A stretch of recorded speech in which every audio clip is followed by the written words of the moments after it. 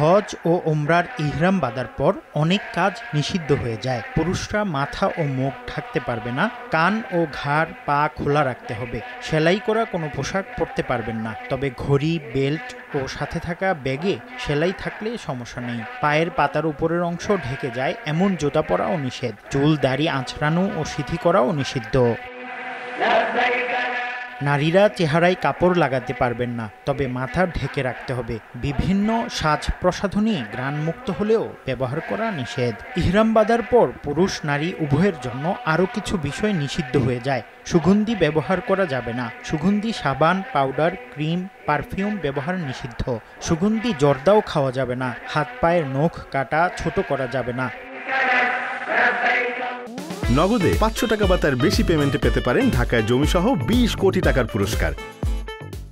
বিবাহ সংক্রান্ত আলোচনা করা নিষেধ।